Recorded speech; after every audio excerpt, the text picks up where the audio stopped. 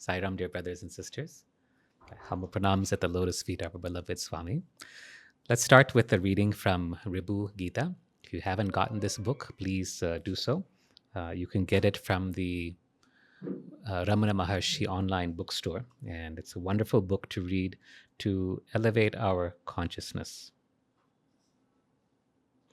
So let's listen together. And as you listen, I'd like you just to meditate on what is being said. It doesn't matter if you understand each and every word, but you'll find that just in the reading, that consciousness with which the sage Ribhu imparted these words to his student will come to you. Okay, let's begin.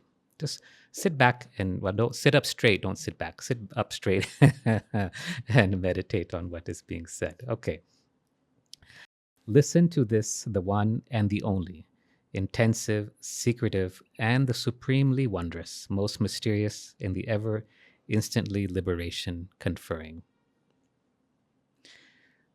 The knowledge of Brahman, the self, is easy.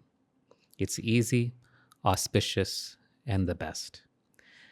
It is easy for those reveling in the Brahman. It is easy and it bestows total knowledge of everything. The knowledge of the Brahman is easy for those accomplished ones who have fulfilled their duties, easy for those abiding in themselves. It is easy and causeless, easy for those abiding in the Brahman, the Supreme Self. The knowledge of the Brahman, the Supreme Self, is easy for those who are bereft of thought, for those who are that themselves by virtue of themselves, for those who are devoid of the transmigratory cycle. Thought is said to be the recurrent cycle of life. In fact, in another chapter, Ribhu says that thought is illusion. Thought is illusion. This world is not created. It is only Brahman. It is not the mind. It is only Brahman. There is no fear. It is Brahman alone, nothing else. All that is unreal is indeed Brahman. This support is Brahman, the self alone. These bodies are only Brahman, the Supreme Self. This is Brahman alone. There is not a blade of grass apart from this. Brahman alone am I, not anything else. So read and contemplate on the Ribhu Gita. Obtain that knowledge that is so easy, so simple to attain. Those of you who refuse to get self-realized, you're the ones who are making the real sacrifice, because you continue to live in difficulty, you continue to live in separation, you continue to cling on to the idea that I am the body. And it is this one thought, I am the body, that causes all of your other problems. You give up that one thought, and then what happens? You identify with God. That's all. Simple, no? All right? Okay, so today, in today's session, I wanted to share a story with you, and I want you to tell me, this is from Swami, I want you to tell me how to practice it, okay? Got it? So I'm going to share the story, and then you have to tell me what to do. Got it? Yes? Okay, so this was shared with me by Ajit Popat from the UK. Swami would lovingly call him Puppet. And Ajit sir, many of you have seen him speak in front of Swami. He's spoken many times, and he's an outstanding, dynamic individual, very loving. And we were talking once, and Ajit sir was telling me how he was telling to Bhagavan about the work that Ajit does. Ajit is in the insurance industry, doing a lot of amazing work. And he also does work, amazing charity work, seva work for patients with heart disease. So he was explaining all this to Swami, and Swami said, Puppet, simplify, simplify, simplify your life. Swami said it 3 times, simplify, simplify, simplify your life. So the question I have for you, if you can hand out the mic, please, is what does this mean? How do you practice this? It's easy to say, yeah, let's simplify our life. I will take some of the clothes that I don't use in the closet and I will donate them to charity. I'm simplifying my life, right? But what does it really mean beyond that? So, what does simplify really mean beyond that? Any thoughts on this? Hema Swami?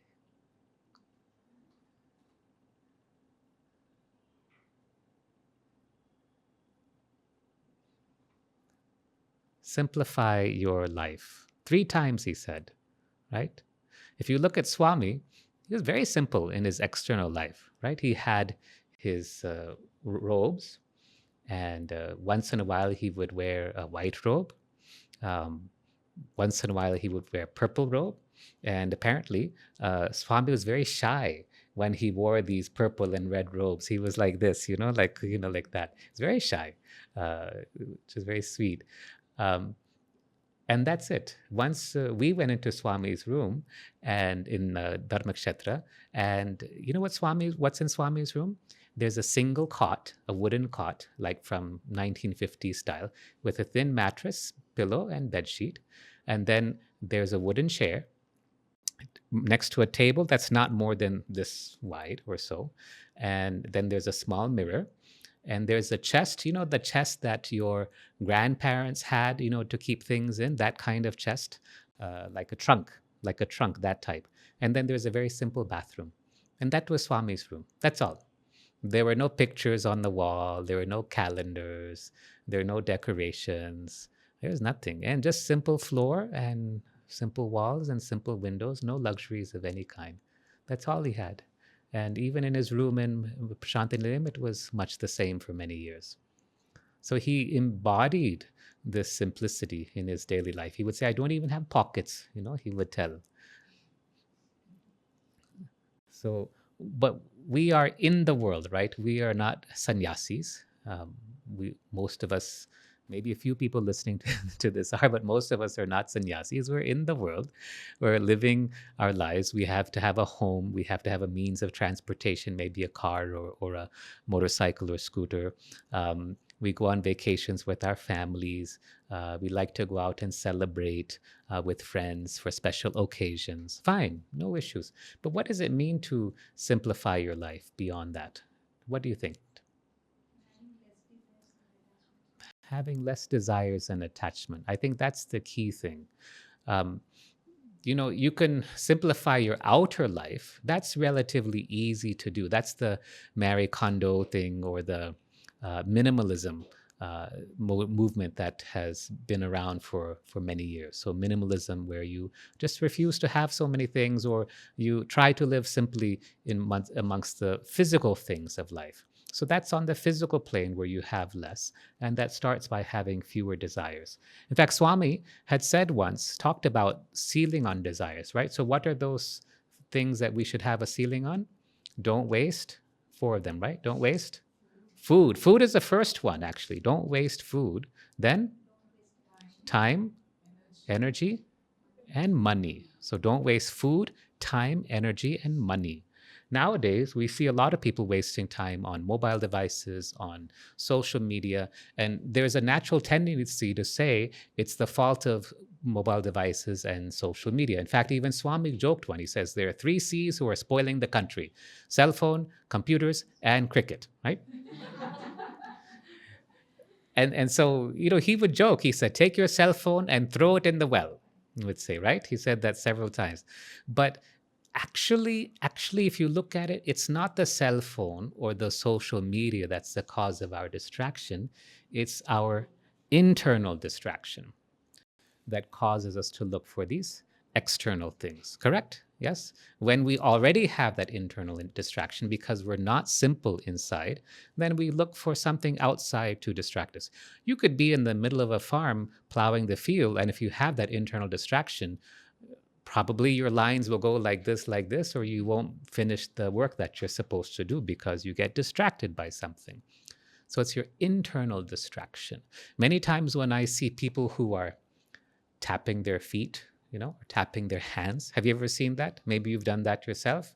Are their minds still, or are their minds restless? What do you think? It's a restless mind. Yeah. So restless mind leads to a restless body. Yeah. All right. So don't waste money. Don't waste time. Don't waste food. Food was the first one, and then don't waste energy. Energy means not just the physical electricity, but whatever we use in terms of speaking, in terms of other activities. Um, how many of you are practicing sealing on desires consciously? Nobody?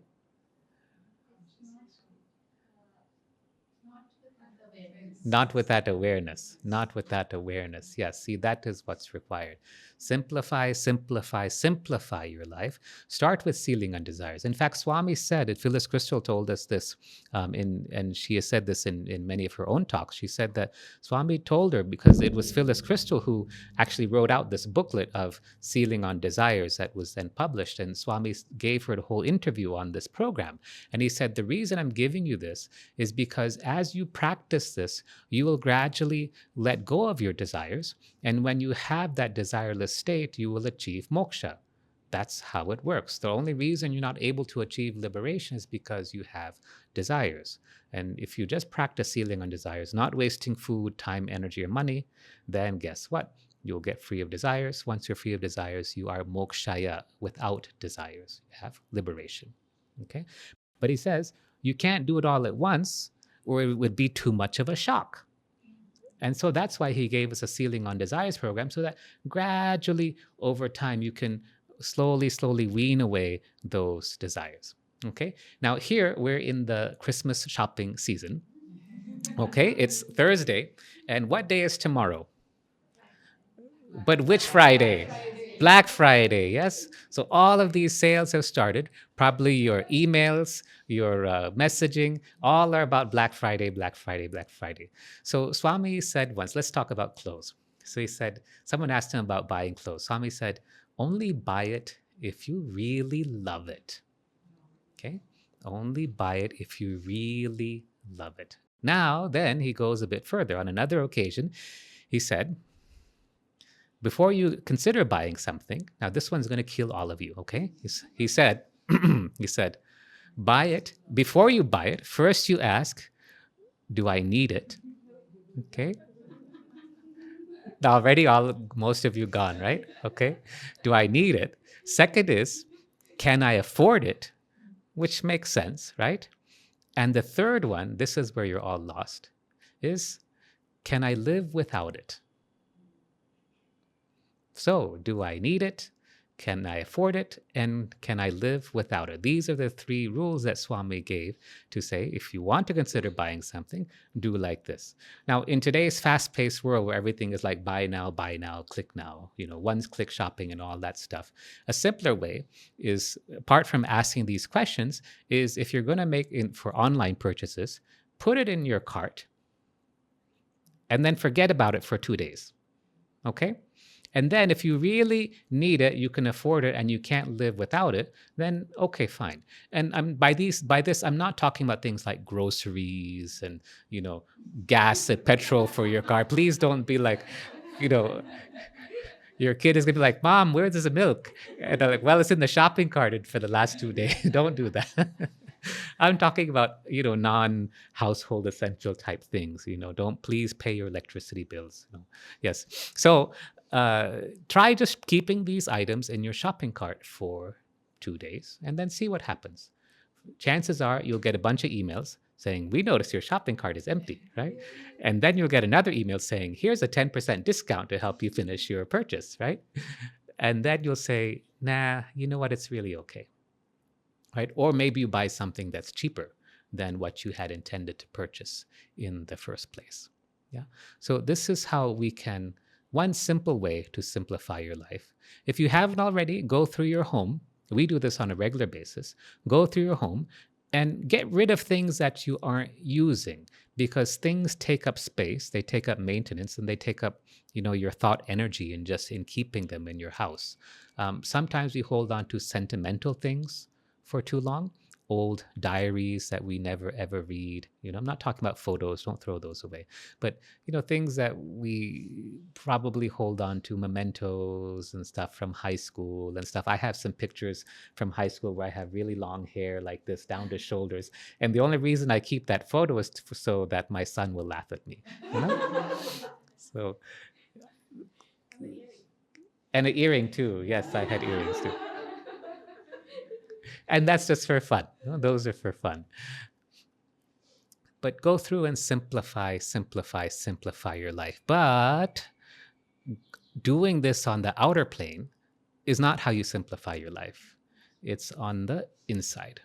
Okay? It's on the inside. You can simplify outside all you want, but it won't matter unless you simplify what is in here. And that's what you really need to consider. How do you do that? Any ideas? You reduce your desires, right? You put ceiling on desires into practice. Don't waste food, don't waste time, don't waste money, don't waste energy, right? Good. In my house and in my office, I go around, I turn off lights and fans that are not in use. And I remind my office workers for the same thing. Hey guys, let's not waste energy. Nice in a nice way without being preachy. That's a simple thing, but there are a lot more things that you can do. What else? Don't waste energy. You can buy energy efficient appliances. Sure, you can adjust the thermostat temperature. Sure, you can do all those things. Fine. But those are all external things. Simplify, simplify, simplify your life means being simple on the inside. On the inside. But how do you do that though? Desires, okay? Practice healing on desires. What else? Go deeper than that though. Controlling the senses. Yes, that's a very good one. Controlling the senses. What's the easiest way to control the senses? What do you think?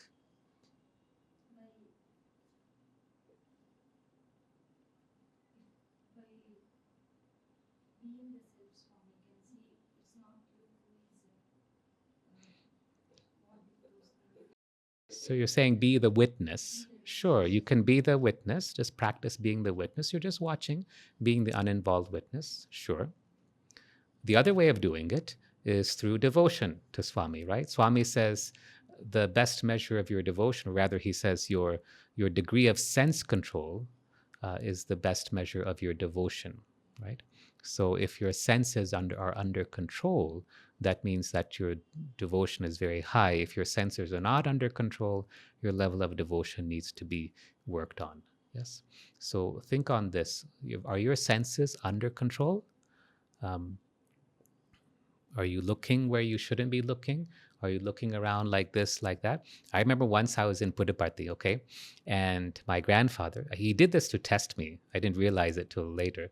But first visit to Puttaparthi, I was a college student. I think I was 19 or 20 at the time, studying at Stanford. I came to India to visit, and someone on the plane sitting next to me as I was coming into Madras, now Chennai, was reading a book about Sai Baba. And I said, "Who's that?" And he says, "This is Satya Sai Baba. He's God." And I said, "Yes, you're right. He's God." And when I got out of the plane, I said, "Sai Baba is God, and he lives in Puttaparthi. I want to go and see him." So like that, we went off after a few days to Puttaparthi, and my grandfather and I were walking past the ladies' South Indian canteen. We were walking past the ladies' South Indian canteen, and he said, "Would you like to go inside?" And I thought, how can I go inside the ladies' canteen? He said, "No, you just look." I said, "No, Tata, I can't look." "No, just see, just see. It's okay. You can see what the canteen is like." And it's on my left side. I'm like, "No, Tata, it's okay. It's okay. It's okay." And he was actually pulling me to go, but he was testing me to see if, how under control my senses were. That's the degree. Have you noticed in Puttaparthi, even in bhajans, in the mandir, Swami will put, there's gents on one side, ladies on the other side, and he'll put a row of elderly ladies, right, on the outside row. Why does he do that, do you think? Men especially can't control their senses. Well, Swami said once, he said, men have this characteristic of, like women have this characteristic of talking too much, right? So men, it's true. Yeah. No, you could laugh. At least that's okay. Men's characteristic is even worse, okay? So men's characteristic, he said, is of kama drishti, lustful vision, kama drishti. And he said it takes a lot of sadhana to overcome this characteristic. So for men, it's in controlling the senses in this way. For women, it might be controlling the senses in other ways, depending on your personal inclinations.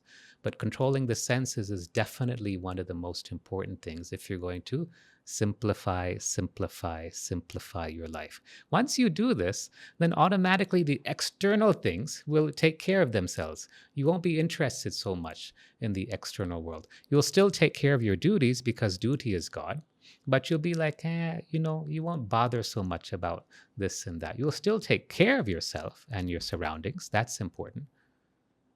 But you'll become simple inside. Simple inside. Yeah. So, does this help? So, today we're going to go home. And before we click on that button for Black Friday sales, we're going to say, do I need it? Can I afford it? And can I live without it? And if it's something you really, really want, and I'm not talking about groceries and stuff, but something you really, really want, you're going to put it in your shopping cart and you're going to forget about it for 2 days, 4 days, 7 days, however long you want. Yeah.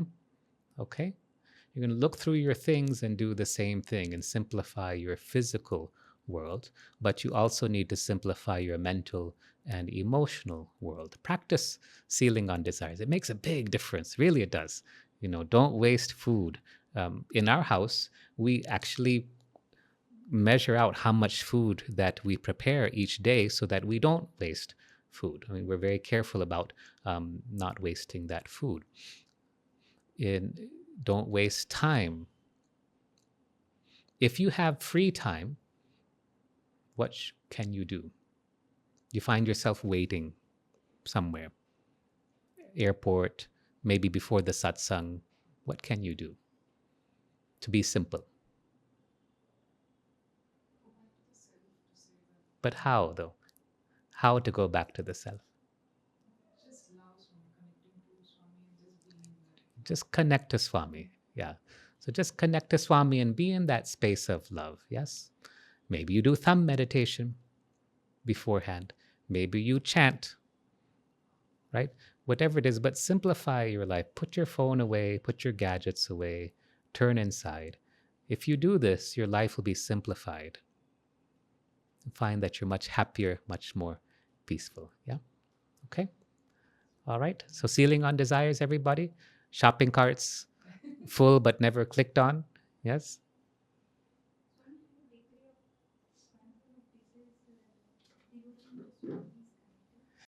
How is your degree of sense control connected to your degree? How is your sense control connected to your degree of devotion? Yes. So Swami says your degree of sense control is the best measure of your devotion. He says that may not be the exact words, but that's the gist of what he said. And see, what happens is when you are so in love with Swami, you start to see everything as Swami, right? You see everything as God. You see Him everywhere. You see the grass, you see the trees, you see the smile, you see something, and it just makes you laugh because it reminds you somehow of Swami. Like Swami wearing that purple robe and then getting all shy that he's wearing a purple robe. You just remind him of that. And so when you see something purple, you're reminded of Swami. When you see something orange, you're reminded of Swami. When you see children laughing, you're reminded of Swami. You're always in that state of everything is God, everything is my beloved Sai. Yeah. And so then you don't have an inclination to look this way or that way. Right? Swami said, why did God give you covering for your mouth and your eyes, but not your nose and your ears?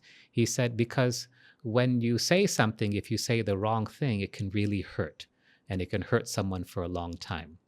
Also, if you see something and if you see the wrong thing, that impression that it makes mentally can stay with you for a long time. So that's why we have, eyelids to close our eyes, but we don't have anything to cover our ears, because what we say and what we see has an outsized effect compared to what we hear and so forth. But still, we have to control all of our senses. Practice and see, how are you controlling your senses? If you're sitting in the metro, Do your eyes wander to the people who are around you, or are you just happy to be with Swami, right? If you're going by the car, do you spend time looking at the people around you at the shops and the stores, or are you just involved with Swami? You see the difference? Most of us, when we're traveling the car, will look out the window this way, that way. We'll read all the signs. We read some sign, and then our mind starts thinking, and then we forget Swami, right? See how that matters. So now, if your senses are controlled, you won't do that. Even if you're looking outside, it won't really register because inside you're just immersed in Swami, absorbed by Swami. Yeah. Sense control. Yeah. Simple, basic fundamentals of spirituality. That's all. Control your senses, control your desires. Don't speak too much. Don't eat too much.